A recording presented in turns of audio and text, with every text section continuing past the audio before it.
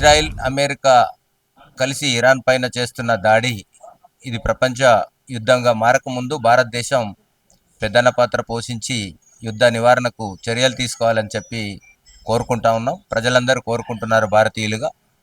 మరి కేంద్ర ప్రభుత్వం ఆ దిశగా చొరవలు తీసుకోవాల్సిన అవసరం ఉంది. ఎందుకంటే ఆ రెండు దేశాల మధ్య యుద్ధం అనేది కేవలం ఆ దేశాలకు సంబంధించిన అంశం కాదు. ఇవాళ మధ్యతరగతి దేశాలుగా, అభివృద్ధి చెందుతున్న దేశాలుగా భారతదేశం మీద ఏ రకమైన ప్రభావం పడుతుందో చూస్తూ ఉన్నాం.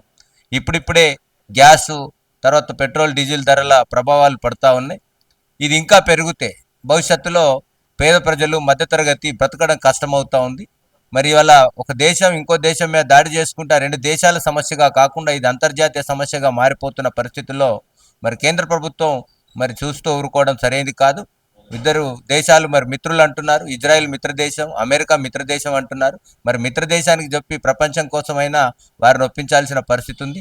అట్లే కాదు, ఇరాన్ భారతదేశ సంబంధాలు కూడా చాలా బలమైన సంబంధాలు ఉన్నాయి.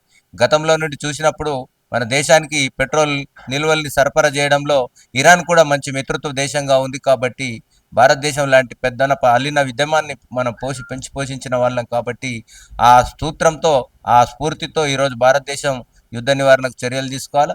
ఇవాళ మరి యుద్ధ ప్రభావం వల్ల దేశంలో గ్యాస్ నిల్వలు సరిపడా ఉన్నాయని చెప్పి మరి ప్రభుత్వం చెప్తా ఉంది.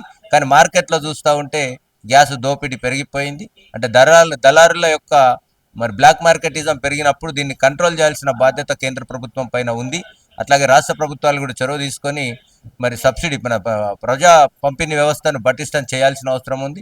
ఇవాళ ఇప్పటికే హాస్టళ్లలో విద్యార్థులు, చాలా చోట్ల గ్రూప్స్ కోసం ప్రిపేర్ అయ్యే వాళ్ళు, మరి చాలామంది విద్యార్థులు, నిరుద్యోగులు చాలా ఇబ్బంది పడుతూ ఉన్నారు. సరైన టైంకు భోజనం దొరకక అనేది మనం చూసినప్పుడు ఈ గ్యాస్ ప్రభావం కాకుండా రేపు రాబోయే రోజుల్లో పెట్రోల్, డీజిల్ ప్రభావం కూడా పెరగకముందు ట్రాన్స్పోర్టేషన్ కాస్ట్లీగా మారినప్పుడు అన్ని వస్తువుల ధరలు కూడా పెరిగే ప్రమాదం ఉంది. కాబట్టి ఒకవైపు యుద్ధ నివారణ చర్యలు, మరోవైపు ఈ యుద్ధం సాకుతో మరి బ్లాక్ మార్కెట్ పెరగకుండా ప్రజల్ని మరి ఆ బాధలకు, ఇబ్బందులకు గురి కాకుండా చూడాల్సిన బాధ్యత ఈ రాష్ట్ర ప్రభుత్వాలపైన, కేంద్ర ప్రభుత్వం ఉందని చెప్పి మీ ద్వారా నేను విజ్ఞప్తి చేస్తా ఉన్నాను. భారతదేశం అలీన దేశం.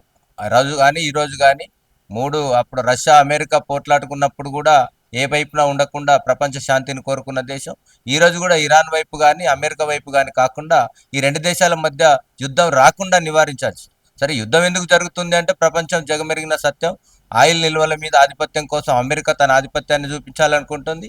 ఇరాన్ కూడా అదే మూర్ఖత్వంతో మరి అక్కడ పోరాటానికి సిద్ధమై ఉన్నది. కాబట్టి వీరిద్దరి కొట్లాటలో అల్టిమేట్గా నష్టపోయేది ప్రపంచ దేశాలు. కాబట్టి అనేక దేశాలు వాళ్ళ అతలకుతలం అవుతా ఉన్నాయి. మరి మన దేశం నుండి కూడా అనేక మంది వేరే దేశాల్లో ఉన్నారు. వాళ్ళందరూ కూడా చాలా ప్రాణాలను పణంగా పెట్టి బిక్కుబిక్కుమంటూ బతుకుతా ఉన్న పరిస్థితి ఉంది. కాబట్టి ఏ రెండు దేశాల మధ్య యుద్ధం అన్నా ఇవాళ మనం గుర్తు చేసుకోవాల్సింది ఆ రెండు దేశాలకు పరిమితమైన అంశం కానే కాదు. ఇప్పుడు గ్లోబలైజేషన్ అయిన తర్వాత, ప్రపంచం అంతా ఒకటే అయిన తర్వాత తప్పనిసరిగా అన్ని దేశాల మీద ప్రభావం పడుతుంది. కాబట్టి ఇజ్రాయెల్ మిత్రదేశం, ఫాదర్ ఆఫ్ ఇండియా అన్నారు. మరి ఆ ఫాదర్ ఆఫ్ ఇండియాను ఒప్పించి మరి చేయాల్సిన బాధ్యత రాష్ట్ర ప్రధానమంత్రి గారి పైన ఉంది.